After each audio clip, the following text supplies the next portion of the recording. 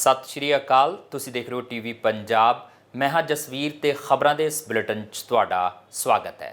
सब तो पहला नज़र पाउने आ हैडलाइनस ते। परिवार समेत छुट्टी ते गए प्रधानमंत्री जस्टिन ट्रूडो 18 अगस्त नूं वापस परतणगे ओटावा। पीएमओ वल्लों छुट्टियां दी लोकेशन रखी गई परदे च। ऑडिटर जनरल दी रिपोर्ट ते बवाल। डग फोर्ड ने इंटीग्रिटी कमिश्नर नूं housing minister they chief of staff की जांच लई किया। जीटीए पुलिस वालों 2 फैंटानिल लैब्स ते छापे च 60 किलो नशा बरामद। पुलिस ने कीतियां Hamilton Mount Albert Smithville Toronto विच सर्च वारंट कढवा के छापे मारियां। ओटावा के कुछ हिस्सों च मीह गड़ेमारी ते तूफान कारण बिजली हुई बंद। सड़कों ते पानी कारण हड़ां वर्गी स्थिति। प्रधानमंत्री ऑफिस वालों दी गई जानकारी अनुसार जस्टिन ट्रूडो ते उसका परिवार ब्रिटिश कोलंबिया विखे छुट्टियां मनाउण जा रहा है। ये छुट्टियां एक हफ्ते तो थोड़ा वध चलणगियां। पीएमओ वालों यह स्पष्ट नहीं किया गया कि प्रधानमंत्री ते उन्हां दा परिवार कित्थे रहणगे, पर यह जरूर आख्या गया कि वो 18 अगस्त नूं ओटावा परत आउणगे। प्रधानमंत्री दफ्तर अनुसार जस्टिन ट्रूडो ते उन्हां दा परिवार ब्रिटिश कोलंबिया च छुट्टियां मना रहा है। पीएमओ ने यह स्पष्ट नहीं किया कि वो बीसी च किहड़ी जगह ने, पर दस्सिया गया है कि वो 18 अगस्त नूं ओटावा परतणगे। ट्रूडो ते उन्हां दी पत्नी सोफी ग्रेगोयर ट्रूडो ने पिछले हफ्ते एक दूसरे तो वख होने का ऐलान किया सी, पर फिर भी उन्होंने एक परिवार वजों इकट्ठे समा बिताउण दी योजना का जिक्र किया सी।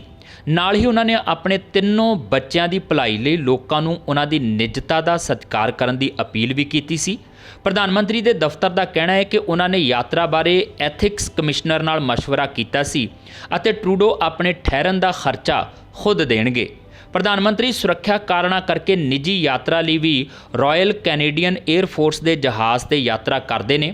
2016 च जदों ट्रूडो बहामास च आगा खान के निजी टापू ते छुट्टियां मनाउण गए सन तां उस नूं हितां दे टकराअ दी उलंघना मन्निया गया सी। ट्रूडो के दफ्तर का कहना है कि वो निजी यात्रा तो पहला एथिक्स कमिश्नर नाल सलाह मशवरा करते हैं तां जो दिशा निर्देशों की पालना नूं यकीनी बनाया जा सके। ओंटारियो के प्रीमियर डग फोर्ड ते उन्हां दे ऑफिस वालों इंटीग्रिटी कमिश्नर नूं हाउसिंग मिनिस्टर के चीफ ऑफ स्टाफ के मामले की जांच करने लई आख्या गया है।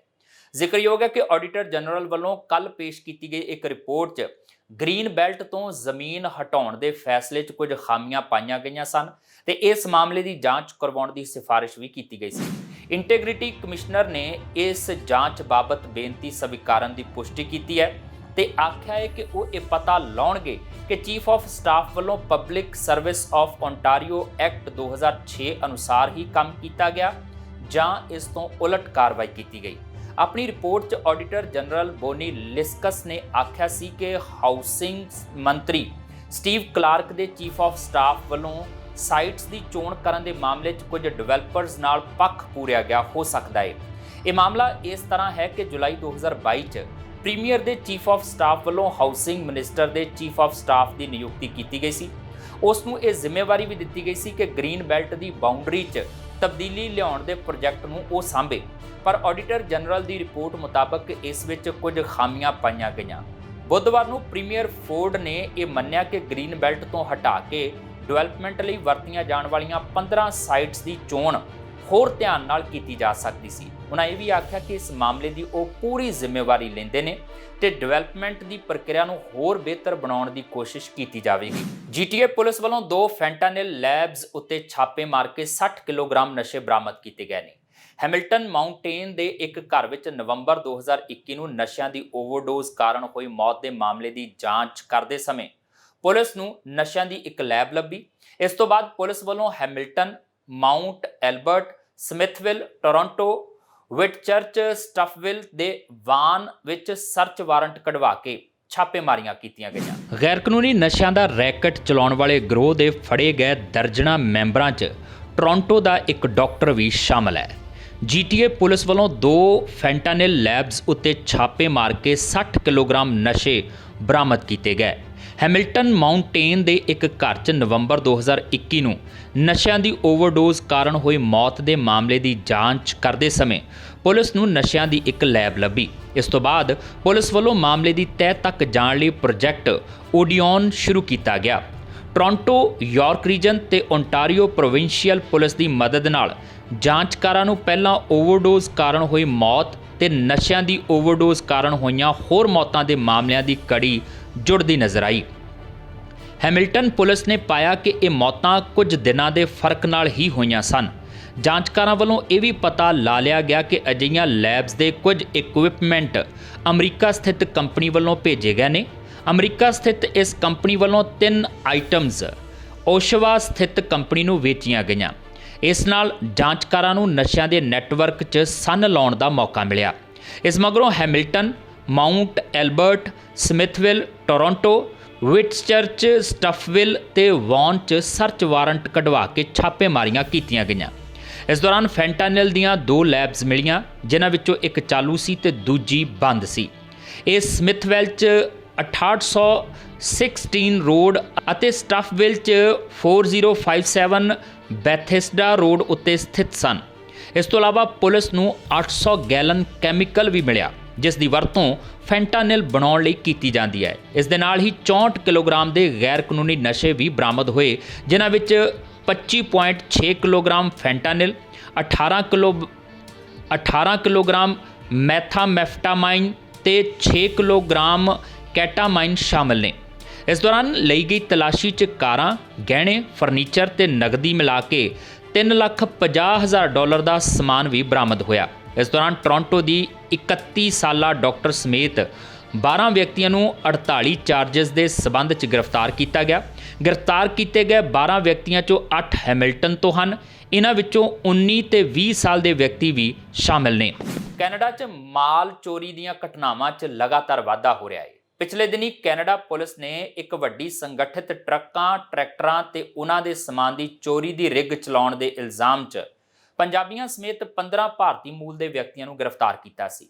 ਕੈਨੇਡਾ 'ਚ ਪੁਲਿਸ ਸੂਤਰਾਂ ਮੁਤਾਬਕ ਅਜਿਹੇ ਕਾਰਗੋ ਅਪਰਾਧਾਂ ਤੋਂ ਮੁਨਾਫਾ ਹੋਣ ਵਾਲਾ ਪੈਸਾ ਨਸ਼ਿਆਂ ਅਤੇ ਗੈਂਗਸਟਰਾਂ ਨਾਲ ਸੰਬੰਧਿਤ ਅਪਰਾਧਾਂ ਲਈ ਵਰਤਿਆ ਜਾ ਰਿਹਾ ਹੈ ਤੇ ਚੋਰਾਂ ਨੇ ਇੱਕ ਖਾਸ ਖੇਤਰ ਨੂੰ ਆਪਣੇ ਨਿਸ਼ਾਨੇ ਤੇ ਰੱਖਿਆ ਹੋਇਆ ਹੈ। ਪਿਛਲੇ ਦਿਨੀ ਕੈਨੇਡਾ ਪੁਲਿਸ ਨੇ ਇੱਕ ਵੱਡੀ ਸੰਗਠਿਤ ਟਰੱਕਾਂ, ਟਰੈਕਟਰਾਂ ਤੇ ਉਹਨਾਂ ਦੇ ਸਮਾਨ ਦੀ ਚੋਰੀ ਦੀ ਰਿਗ ਲਗਾਉਣ ਦੇ ਇਲਜ਼ਾਮ 'ਚ ਪੰਜਾਬੀਆਂ ਸਮੇਤ 15 ਭਾਰਤੀ ਮੂਲ ਦੇ ਵਿਅਕਤੀਆਂ ਨੂੰ ਗ੍ਰਿਫਤਾਰ ਕੀਤਾ ਸੀ। ਇਹਨਾਂ ਦੇ ਕਬਜ਼ੇ 'ਚੋਂ 90 ਲੱਖ ਕੈਨੇਡੀਅਨ ਡਾਲਰ ਤੋਂ ਵੱਧ ਦਾ ਸਮਾਨ ਬਰਾਮਦ ਕੀਤਾ ਗਿਆ ਸੀ। ਇਸ ਵਿੱਚ ਮਾਲ ਤੇ ਟਰੈਕਟਰ ਟਰਾਲੇ ਵੀ ਸ਼ਾਮਲ ਸਨ, ਜੋ ਇਹਨਾਂ ਵਿਅਕਤੀਆਂ ਨੇ ਕਥਿਤ ਤੌਰ ਤੇ ਚੋਰੀ ਕੀਤੇ ਸਨ। ਕੈਨੇਡਾ 'ਚ ਮਾਲ ਚੋਰੀ ਦਾ ਇਹ ਇਕੱਲਾ ਮਾਮਲਾ ਨਹੀਂ, ਕੈਨੇਡਾ 'ਚ ਇਹ ਇੱਕ ਵੱਡਾ ਅਪਰਾਧ ਹੈ।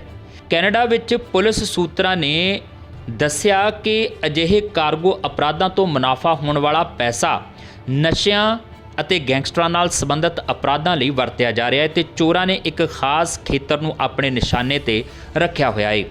ਪੁਲਿਸ ਨੇ ਕਿਹਾ ਕਿ ਪੀਲ ਅਤੇ ਗ੍ਰੇਟਰ ਟੋਰਾਂਟੋ ਖੇਤਰ 'ਚ ਟਰੈਕਟਰ, ਟ੍ਰੇਲਰ ਅਤੇ ਮਾਲ ਚੋਰੀ ਦੀ ਲੜੀ ਤੋਂ ਬਾਅਦ ਇੱਕ ਸਾਂਝੀ ਟਾਸਕ ਫੋਰਸ ਬਣਾਈ ਗਈ ਸੀ। ਜਾਂਚ ਨੂੰ ਪ੍ਰੋਜੈਕਟ ਬਿਗ ਰਿਗ ਦਾ ਨਾਮ ਦਿੱਤਾ ਗਿਆ।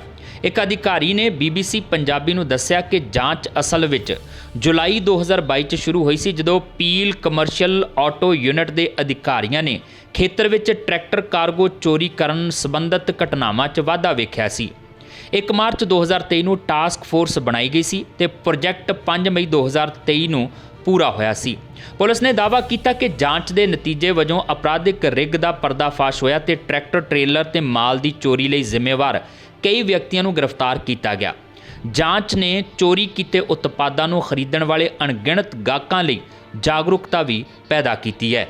ਪੁਲਿਸ ਅਫਸਰਾਂ ਨੇ ਕਿਹਾ ਕਿ ਜਾਂਚ ਕ੍ਰਿਮੀਨਲ ਇੰਟੈਲੀਜੈਂਸ ਸਰਵਿਸ ਓਨਟਾਰੀਓ ਵੱਲੋਂ ਕੀਤੀ ਜਾ ਰਹੀ ਹੈ। ਪੁਲਿਸ ਅਧਿਕਾਰੀਆਂ ਮੁਤਾਬਕ ਪੀਲ ਖੇਤਰ ਕੈਨੇਡਾ ਲਈ ਇੱਕ ਮਹੱਤਵਪੂਰਨ ਮਾਲ ਕੇਂਦਰ ਹੈ ਤੇ ਰਾਸ਼ਟਰੀ ਵੰਡ ਲਈ ਇੱਕ ਰਣਨੀਤਿਕ ਸਥਾਨ ਹੈ। ਇੱਕ ਅੰਦਾਜ਼ੇ ਮੁਤਾਬਕ $180 ਕਰੋੜ ਮੁੱਲ ਦੀਆਂ ਵਸਤੂਆਂ ਹਰ ਰੋਜ਼ ਇਸ ਖੇਤਰ ਤੋਂ ਅਤੇ ਇਸ ਵਿੱਚੋਂ ਲੰਘਦੀਆਂ ਨੇ ਤੇ ਮਾਲ ਦੀ ਆਵਾਜਾਈ ਨੂੰ ਖੇਤਰੀ ਅਰਥ ਵਿਵਸਥਾ ਦਾ ਇੱਕ ਥੰਮ ਬਣਾਉਂਦੀਆਂ ਨੇ। ਰੀਜਨ ਆਫ ਪੀਲ ਦੀਆਂ ਸੀਮਾਵਾਂ ਦੇ ਅੰਦਰ 7 400 ਲੜੀਵਾਰ ਹਾਈਵੇ ਨੇ, ਜਿਸ ਨਾਲ ਇਹ ਟਰੱਕਿੰਗ ਉਦਯੋਗ ਲਈ ਓਨਟਾਰੀਓ 'ਚ ਸਭ ਤੋਂ ਵੱਡਾ ਖੇਤਰ ਬਣ ਗਿਆ ਹੈ। ਅਧਿਕਾਰੀਆਂ ਨੇ ਕਿਹਾ ਕਿ ਟਰੱਕਿੰਗ ਉਦਯੋਗ ਦਾ ਕੇਂਦਰ ਹੋਣ ਕਾਰਨ ਅਪਰਾਧਿਕ ਅਦਾਰਿਆਂ ਨੇ ਇਸ ਦਾ ਫਾਇਦਾ ਚੁੱਕਣ ਲਈ ਇਸ ਖੇਤਰ ਨੂੰ ਨਿਸ਼ਾਨਾ ਬਣਾਇਆ ਹੋਇਆ ਹੈ। ਉਹਨਾਂ ਨੇ ਦਾਅਵਾ ਕੀਤਾ ਕਿ ਉਹ ਇਸ ਕਾਫੀ ਕੁਝ ਵਿੱਤੀ ਲਾਭ ਲਈ ਕਰਦੇ ਨੇ। ਅਧਿਕਾਰੀ ਨੇ ਕਿਹਾ ਕਿ ਸੰਗਠਿਤ ਅਪਰਾਧ ਸਮੂਹ ਅਪਰਾਧੀਆਂ ਦੇ ਇੱਕ ਨੈਟਵਰਕ ਦੀ ਵਰਤੋਂ ਕਰਦੇ ਹਨ ਤੇ ਚੋਰੀ ਕੀਤੇ ਮਾਲ ਨੂੰ ਗ੍ਰੇ ਮਾਰਕੀਟ ਅਤੇ ਗੈਰ ਕਾਨੂੰਨੀ ਤਰੀਕਿਆਂ ਰਾਹੀਂ ਵੰਡਦੇ ਹਨ। ਵੀਰਵਾਰ ਨੂੰ ਓਟਾਵਾ ਦੇ ਕੁਝ ਹਿੱਸਿਆਂ 'ਚ ਭਾਰੀ ਮੀਂਹ, ਗੜੇਮਾਰੀ ਅਤੇ ਤੂਫਾਨ ਨੇ ਬਿਜਲੀ ਬੰਦ ਕਰ ਦਿੱਤੀ, ਜਿਸ ਕਾਰਨ ਕੁਝ ਲੋਕਾਂ ਨੂੰ ਹੜ੍ਹਾਂ ਵਾਲੀਆਂ ਸੜਕਾਂ ਤੇ ਆਪਣੇ ਵਾਹਨ ਛੱਡਣ ਲਈ ਮਜਬੂਰ ਹੋਣਾ ਪਿਆ। ਓਟਾਵਾ ਪੁਲਿਸ ਸਰਵਿਸ ਤੇ ਓਟਾਵਾ ਫਾਇਰ ਸਰਵਿਸਿਜ਼ ਨੇ ਵੀਰਵਾਰ ਦੁਪਹਿਰ ਨੂੰ ਸੜਕਾਂ ਦੇ ਬੰਦ ਹੋਣ ਦੀ ਚੇਤਾਵਨੀ ਦਿੱਤੀ ਅਤੇ ਕਿਹਾ ਕਿ ਉਹਨਾਂ ਨੂੰ ਆਵਾਜਾਈ ਨੂੰ ਨਿਰਦੇਸ਼ਿਤ ਕਰਨਾ ਪਵੇਗਾ ਤੇ ਪਾਣੀ 'ਚ ਡੁੱਬੇ ਵਾਹਨਾਂ ਨੂੰ ਲਿਜਾਣਾ ਪਵੇਗਾ। ਐਨਵਾਇਰਨਮੈਂਟ ਕੈਨੇਡਾ ਨੇ ਵੀਰਵਾਰ ਦੇ ਸ਼ੁਰੂ 'ਚ ਓਟਾਵਾ ਗੈਟਿਨੋ ਖੇਤਰ ਲਈ ਗੰਭੀਰ ਗਰਜ ਤੂਫਾਨ ਦੀ ਚੇਤਾਵਨੀ ਜਾਰੀ ਕੀਤੀ। ਚੇਤਾਵਨੀ ਦਿੱਤੀ ਕਿ ਤੂਫਾਨ ਦੀ ਇੱਕ ਲਾਈਨ ਦੁਪਹਿਰ ਤੋਂ ਸ਼ਾਮ ਤੱਕ ਖੇਤਰ 'ਚ ਆ ਸਕਦੀ ਹੈ। ਏਜੰਸੀ ਨੇ ਸ਼ਾਮ 5 ਵਜੇ ਤੋਂ ਥੋੜੀ ਦੇਰ ਬਾਅਦ ਓਟਾਵਾ ਗੈਟਿਨੋ ਖੇਤਰ 'ਚ ਚੇਤਾਵਨੀਆਂ ਅਤੇ ਘੜੀਆਂ ਨੂੰ ਹਟਾ ਦਿੱਤਾ। ਐਨਵਾਇਰਨਮੈਂਟ ਕੈਨੇਡਾ ਨੇ ਕਿਹਾ ਕਿ ਓਟਾਵਾ ਦੇ ਜਲਵਾਯੂ ਮੌਸਮ ਸਟੇਸ਼ਨ ਨੇ ਵੀਰਵਾਰ ਨੂੰ ਸ਼ਹਿਰ 'ਚ 77.4 ਮਿਲੀਮੀਟਰ ਬਾਰਿਸ਼ ਦਰਜ ਕੀਤੀ, ਜਦਕਿ ਆਲੇ ਦੁਆਲੇ ਦੇ ਖੇਤਰ ਵਿੱਚ 80 ਅਤੇ 110 ਮਿਲੀਮੀਟਰ ਦੇ ਵਿਚਕਾਰ ਬਾਰਿਸ਼ ਦਰਜ ਕੀਤੀ ਗਈ।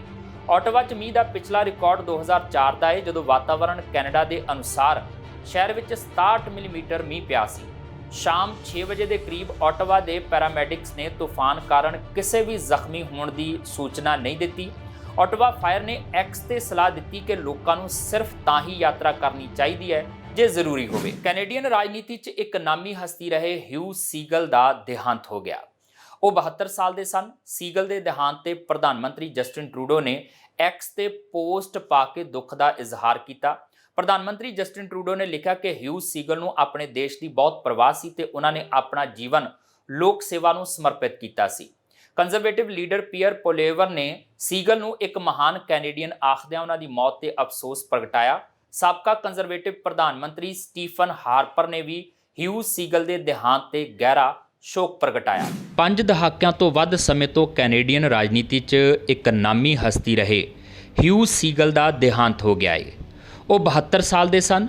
ਸੀਗਲ ਪ੍ਰਧਾਨ ਮੰਤਰੀ ਬਿਲ ਮਲਰੋਨੀ ਅਤੇ ਓਨਟਾਰੀਓ ਦੇ ਪ੍ਰੀਮੀਅਰ ਬਿਲ ਡੇਵਿਸ ਦੇ ਚੀਫ ਆਫ ਸਟਾਫ ਵੀ ਰਹੇ ਸਨ। ਇਸ ਤੋਂ ਇਲਾਵਾ ਉਹ ਕੈਨੇਡੀਅਨ ਸੈਨੇਟਰ ਵੀ ਰਹੇ ਤੇ ਉਹ ਯੂਨੀਵਰਸਿਟੀ ਆਫ ਟੋਰਾਂਟੋ ਦੇ ਮੈਸੀ ਕਾਲਜ 'ਚ ਪ੍ਰਿੰਸੀਪਲ ਵੀ ਬਣੇ। ਹਿਊ ਸੀਗਲ ਇੱਕ ਕਾਲਮਨਿਸਟ, ਲੇਖਕ ਅਤੇ ਸਿਆਸੀ ਮਾਹਿਰ ਸਨ। ਲੰਬਾ ਸਮਾਂ ਸੀਗਲ ਦੇ ਸਾਥੀ ਰਹੇ ਇੱਕ ਸ਼ਖਸ ਨੇ CBC ਨੂੰ ਉਹਨਾਂ ਦੀ ਮੌਤ ਦੀ ਪੁਸ਼ਟੀ ਕੀਤੀ। ਸੀਗਲ ਦਾ ਜਨਮ 1950 'ਚ ਮੌਂਟਰੀਅਲ 'ਚ ਹੋਇਆ ਸੀ ਅਤੇ ਉਹ ਛੋਟੀ ਉਮਰ ਤੋਂ ਹੀ ਰਾਜਨੀਤੀ 'ਚ ਸ਼ਾਮਲ ਹੋ ਗਏ ਸਨ।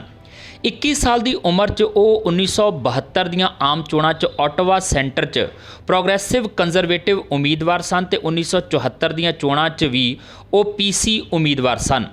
ਸੀਗਲ ਨੇ ਪ੍ਰੋਗਰੈਸਿਵ ਕੰਜ਼ਰਵੇਟਿਵ ਲੀਡਰ ਰਾਬਰਟ ਸਟੈਫੀਲਡ ਦੇ ਇੱਕ ਸਹਾਇਕ ਵਜੋਂ ਅਤੇ ਬਾਅਦ 'ਚ ਓਨਟਾਰੀਓ ਦੇ ਪ੍ਰੀਮੀਅਰ ਬਿਲ ਡੇਵਿਸ ਦੇ ਇੱਕ ਸਹਾਇਕ ਵਜੋਂ ਕੰਮ ਕੀਤਾ। ਬਾਅਦ ਵਿੱਚ ਉਹ ਬਿਲ ਡੇਵਿਸ ਦੇ ਚੀਫ ਆਫ ਸਟਾਫ ਬਣੇ ਅਤੇ 1992 ਤੋਂ 1993 ਤੱਕ ਉਹ ਪ੍ਰਧਾਨ ਮੰਤਰੀ ਬ੍ਰਾਇਨ ਮਲਰੋਨੀ ਦੇ ਚੀਫ ਆਫ ਸਟਾਫ ਰਹੇ। 1998 'ਚ ਸੀਗਲ ਪ੍ਰੋਗਰੈਸਿਵ ਕੰਜ਼ਰਵੇਟਿਵਜ਼ ਦੀ ਲੀਡਰਸ਼ਿਪ ਰੇਸ 'ਚ ਵੀ ਮੈਦਾਨ 'ਚ ਸਨ ਅਤੇ ਉਹ ਦੂਜੇ ਸਥਾਨ ਤੇ ਰਹੇ। ਹਾਲਾਂਕਿ ਸੀਗਲ ਇੱਕ ਕੰਜ਼ਰਵੇਟਿਵ ਸਨ, ਪਰ ਲਿਬਰਲ ਪ੍ਰਧਾਨ ਮੰਤਰੀ ਪੌਲ ਮਾਰਟਿਨ ਨੇ ਉਹਨਾਂ ਨੂੰ 2005 'ਚ ਸੈਨੇਟ 'ਚ ਨਿਯੁਕਤ ਕੀਤਾ ਸੀ। ਸੀਗਲ ਦੇ ਦੇਹਾਂਤ ਤੇ ਪ੍ਰਧਾਨ ਮੰਤਰੀ ਜਸਟਿਨ ਟਰੂਡੋ ਨੇ ਐਕਸ ਤੇ ਪੋਸਟ ਪਾ ਕੇ ਦੁੱਖ ਦਾ ਇਜ਼ਹਾਰ ਕੀਤਾ।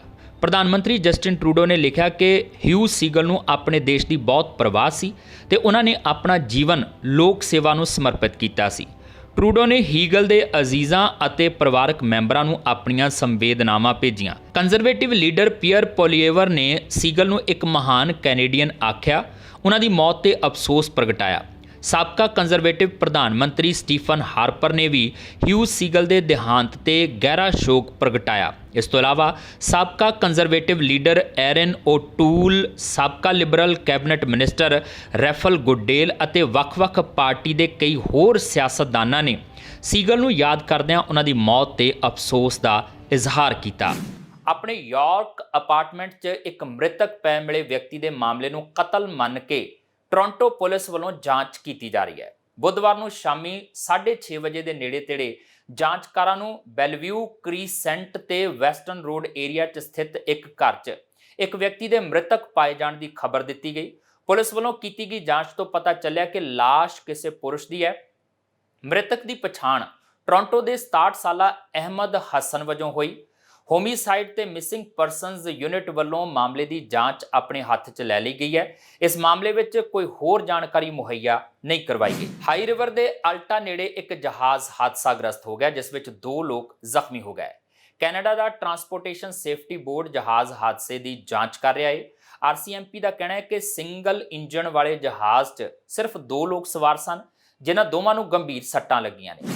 ਜਹਾਜ਼ ਹਾਈ ਰਿਵਰ ਰੀਜਨਲ 에ਅਰਪੋਰਟ ਦੇ ਦੱਖਣ ਪੂਰਬ ਵੱਲ ਹਾਈਵੇ 2 ਦੇ ਪੂਰਬ ਵੱਲ 544 ਐਵਨਿਊ ਅਤੇ 594 ਐਵਨਿਊ ਦੇ ਵਿਚਕਾਰ ਸ਼ਾਮ 4 ਵਜੇ ਤੋਂ ਠੀਕ ਪਹਿਲਾਂ ਕ੍ਰੈਸ਼ ਹੋ ਗਿਆ।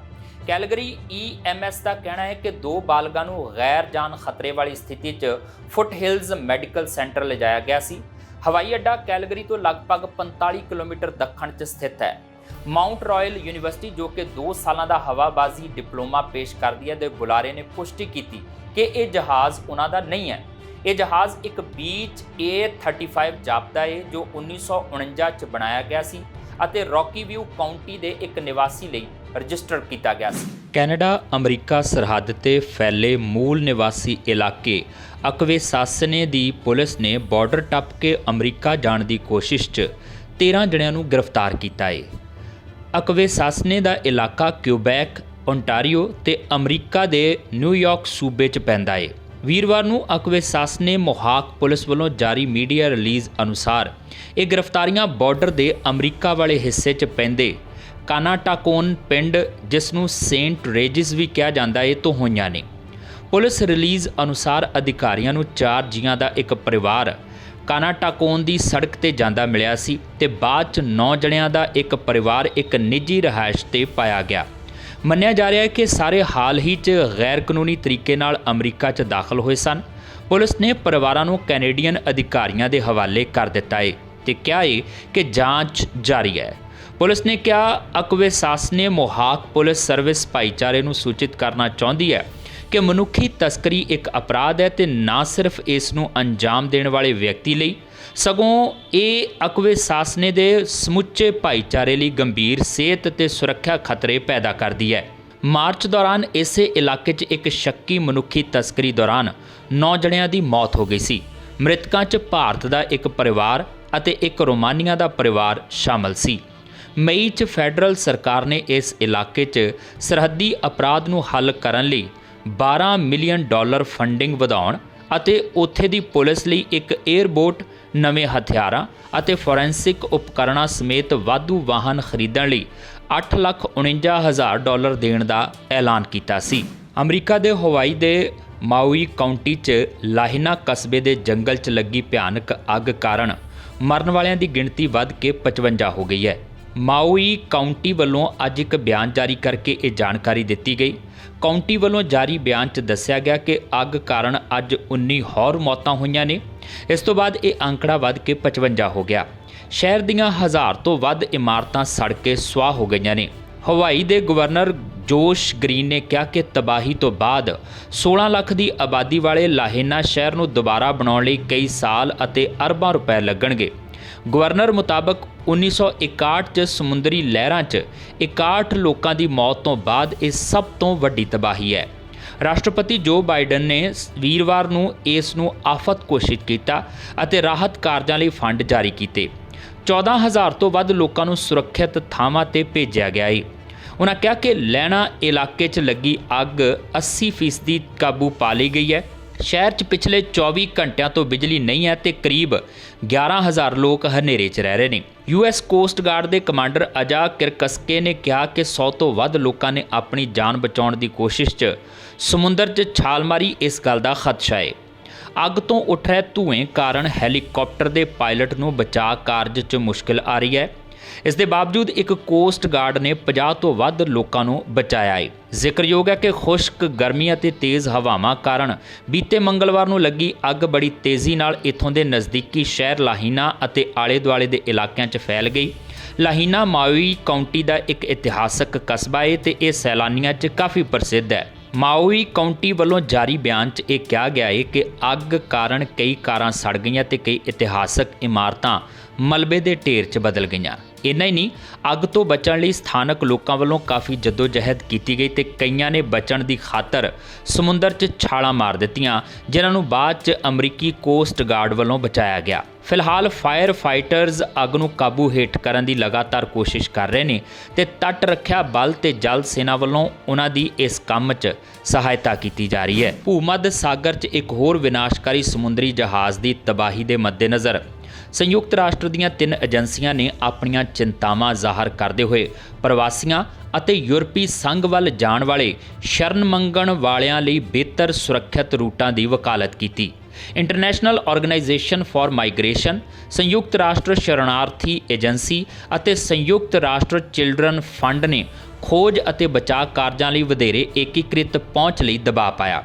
3 ਅਤੇ 4 ਅਗਸਤ ਦੇ ਵਿਚਕਾਰ ਵਾਪਰੀ ਇਸ ਤਾਜ਼ਾ ਤਰਾਸਦੀ 'ਚ ਇੱਕ ਵਪਾਰਕ ਜਹਾਜ਼ ਦੁਆਰਾ ਸਿਰਫ 4 ਵਿਅਕਤੀਆਂ ਨੂੰ ਬਚਾਇਆ ਗਿਆ ਸੀ। ਇਹ ਬਚੇ ਹੋਏ ਬਾਅਦ ਵਿੱਚ ਇਟਾਲੀਅਨ ਕੋਸਟ ਗਾਰਡ ਦੁਆਰਾ ਲੈਂਪੇਡੂਸਾ ਲਿਜਾਏ ਗਏ। ਉਹਨਾਂ ਨੇ ਸਾਂਝਾ ਕੀਤਾ ਹੈ ਕਿ ਉਹ ਸ਼ੁਰੂ 'ਚ 45 ਦਾ ਇੱਕ ਸਮੂਹ ਸੀ। ਅਫਸੋਸ ਦੀ ਗੱਲ ਇਹ ਹੈ ਕਿ 41 ਜਿਨ੍ਹਾਂ ਵਿੱਚ 3 ਬੱਚੇ ਸ਼ਾਮਲ ਸਨ ਅਣਪਛਾਤੇ ਨੇ। ਅਜਿਹੀਆਂ ਘਟਨਾਵਾਂ ਮੱਧ ਮੈਡੀਟੇਰੀਅਨ ਵਿੱਚ ਸਮੁੰਦਰੀ ਜਹਾਜ਼ਾਂ ਦੇ ਡੁੱਬਣ ਨਾਲ ਮਰਨ ਵਾਲਿਆਂ ਦੀ ਗਿਣਤੀ 'ਚ ਵਾਧਾ ਕਰਨ 'ਚ ਯੋਗਦਾਨ ਪਾਉਂਦੀਆਂ ਨੇ। IOM ਦੇ ਲਾਪਤਾ ਪ੍ਰਵਾਸੀ ਪ੍ਰੋਜੈਕਟ ਦੇ ਅੰਕੜੇ ਦਰਸਾਉਂਦੇ ਨੇ ਕਿ ਇਕੱਲੇ 2023 'ਚ ਇਸ ਰੂਟ ਤੇ 1800 ਤੋਂ ਵੱਧ ਵਿਅਕਤੀ ਜਾਂ ਤਾਂ ਮਾਰੇ ਗਏ ਜਾਂ ਲਾਪਤਾ ਹੋ ਗਏ। ਹੈਰਾਨ ਕਰਨ ਵਾਲੀ ਗੱਲ ਇਹ ਹੈ ਕਿ ਇਹ ਮਾਰਗ ਪਿਛਲੇ ਦਹਾਕੇ ਦੌਰਾਨ ਸਾਰੀਆਂ ਮੈਡੀਟੇਰੀਅਨ ਮੌਤਾਂ ਦੇ 75% ਤੋਂ ਵੱਧ ਦਰਸਾਉਂਦਾ ਹੈ। ਇਸ ਵਿੱਚ ਸ਼ਾਮਲ ਸਮੁੰਦਰੀ ਜਹਾਜ਼ ਇੱਕ ਲੋਹੇ ਦਾ ਬਾਰਜ ਜੋ ਸਫੈਕਸ ਟਿਊਨੀਸ਼ੀਆ ਤੋਂ ਨਿਕਲਿਆ ਸੀ, ਬੇਰਹਿਮ ਮੈਡੀਟੇਰੀਅਨ ਲਹਿਰਾਂ ਦਾ ਸ਼ਿਕਾਰ ਹੋ ਗਿਆ। ਸੰਯੁਕਤ ਰਾਸ਼ਟਰ ਦੀਆਂ ਏਜੰਸੀਆਂ ਲੋਹੇ ਦੇ ਸਮੁੰਦਰੀ ਜਹਾਜ਼ ਦੇ ਕ੍ਰਾਸਿੰਗ ਨਾਲ ਜੁੜੇ ਉੱਚੇ ਜ਼ੋਖਮਾਂ ਤੇ ਜ਼ੋਰ ਦਿੰਦਿਆਂ ਹਨ, ਖਾਸ ਤੌਰ ਤੇ ਪ੍ਰਤੀਕੂਲ ਮੌਸਮ ਦੀਆਂ ਸਥਿਤੀਆਂ ਵਿੱਚ। ਇਹ ਦਿਲ ਦਹਿਲਾਉਣ ਵਾਲੀਆਂ ਘਟਨਾਵਾਂ ਪ੍ਰਵਾਸੀਆਂ ਤੇ ਸ਼ਰਨਾਰਥੀਆਂ ਪ੍ਰਤੀ ਤਸਕਰਾਂ ਦੀ ਮਨੁੱਖਤਾ ਦੀ ਪੂਰੀ ਘਾਟ ਨੂੰ ਰੌਸ਼ਨ ਕਰਦੀਆਂ ਨੇ। ਲੈਂਪੇਡੂਸਾ ਤੋਂ ਇੱਕ ਤਾਜ਼ਾ ਘਟਨਾ ਦੁਆਰਾ ਇਸ ਦੀ ਹੋਰ ਉਦਾਹਰਣ ਦਿੱਤੀ ਗਈ ਹੈ, ਜਿੱਥੇ ਇੱਕ ਗਰਭਵਤੀ ਔਰਤ ਅਤੇ ਉਸ ਦੇ ਬੱਚੇ ਦੀ ਮੌਤ ਹੋ ਗਈ ਸੀ। ਫਿਲਿਪੋ ਗ੍ਰਾਂਡੀ ਸ਼ਰਨਾਰਥੀ ਲਈ ਸੰਯੁਕਤ ਰਾਸ਼ਟਰ ਦੇ ਹਾਈ ਕਮਿਸ਼ਨਰ ਨੇ ਇਹਨਾਂ ਪ੍ਰਵਾਸ ਪ੍ਰਵਾਹਾਂ ਦੇ ਬਿਹਤਰ ਪ੍ਰਬੰਧਨ ਦੀ ਲੋੜ ਨੂੰ ਉਜਾਗਰ ਕੀਤਾ ਹੈ। ਸੋਸ਼ਲ ਮੀਡੀਆ ਪਲੇਟਫਾਰਮ X ਤੇ ਗ੍ਰੈਂਡੀ ਨੇ ਅੰਤਰੀਵ ਮੁੱਦਿਆਂ, ਟ੍ਰਾਂਜ਼ਿਟ ਦੇਸ਼ਾਂ 'ਚ ਜਵਾਬ, ਤਸਕਰੀ ਅਤੇ ਸੁਰੱਖਿਆ ਮਾਈਗ੍ਰੇਸ਼ਨ ਰੂਟਾਂ ਦੀ ਸਥਾਪਨਾ ਤੇ ਜ਼ੋਰ ਦਿੱਤਾ ਹੈ। ਸੰਰਚਨਾਬੱਧ ਅਤੇ ਤਾਲਮੇਲ ਵਾਲੇ ਸਮੁੰਦਰੀ ਬਚਾਅ ਪ੍ਰਤੀ ਰਾਜਾਂ ਦੀ ਹੋਰ ਵਚਨਬੱਧਤਾ ਤੋਂ ਬਿਨਾਂ ਉਹ ਚੇਤਾਵਨੀ ਦਿੰਦਾ ਹੈ ਇਸ ਤਰ੍ਹਾਂ ਦੀਆਂ ਤਰਾਸਦੀਆਂ ਬਿਨਾਂ ਸ਼ੱਕ ਦੁਹਰਾਈਆਂ ਜਾਣਗੀਆਂ। ਇਹ ਸਨ ਹੁਣ ਤੱਕ ਦੀਆਂ ਖਬਰਾਂ ਤੇ ਇਸ ਦੇ ਨਾਲ ਆਪਣੇ ਜਸਵੀਰ ਨੂੰ ਦਿਓ ਇਜਾਜ਼ਤ। ਦੇਖਦੇ ਰਹੋ ਟੀਵੀ ਪੰਜਾਬ। ਪਰਿਵਾਰ ਸਮੇਤ ਛੁੱਟੀ ਤੇ ਗਏ ਪ੍ਰਧਾਨ ਮੰਤਰੀ ਜਸਟਿਨ ਟਰੂਡੋ 18 ਅਗਸਤ ਨੂੰ ਵਾਪਸ ਪਰਤਣਗੇ ਓਟਾਵਾ। PMO ਵੱਲੋਂ ਛੁੱਟੀਆਂ ਦੀ ਲੋਕੇਸ਼ਨ ਰੱਖੀ ਗਈ ਪਰਦੇ 'ਚ। ਆਡੀਟਰ ਜਨਰਲ ਦੀ ਰਿਪੋਰਟ ਤੇ ਬਵਾਲ। ਡਗ ਫੋਰਡ ਨੇ ਇੰਟੀਗ੍ਰਿਟੀ ਕਮਿਸ਼ਨਰ ਨੂੰ ਹਾਊਸਿੰਗ ਮਿਨਿਸਟਰ ਦੇ ਚੀਫ ਆਫ ਸਟਾਫ ਦੀ ਜਾਂਚ ਲਈ ਕਿਹਾ। GTA ਪੁਲਿਸ ਵੱਲੋਂ 2 ਫੈਂਟਾਨਿਲ ਲੈਬਸ ਤੇ ਛਾਪੇ 'ਚ 60 ਕਿਲੋ ਨਸ਼ਾ ਬਰਾਮਦ। ਪੁਲਿਸ ਨੇ ਕੀਤੀਆਂ ਮਿਲਟਨ, ਮਾਊਂਟ ਐਲਬਰਟ, ਸਮਿਥਵਿਲ, ਟੋਰਾਂਟੋ ਵਿੱਚ ਸਰਚ ਵਾਰੰਟ ਕਢਵਾ ਕੇ ਛਾਪੇ ਮਾਰੀਆਂ। ਓਟਾਵਾ ਦੇ ਕੁਝ ਹਿੱਸਿਆਂ 'ਚ ਮੀਂਹ, ਗੜੇਮਾਰੀ ਤੇ ਤੂਫਾਨ ਕਾਰਨ ਬਿਜਲੀ ਹੋਈ ਬੰਦ। ਸੜਕਾਂ ਤੇ ਪਾਣੀ ਕਾਰਨ ਹੜ੍ਹਾਂ ਵਰਗੀ ਸਥਿਤੀ।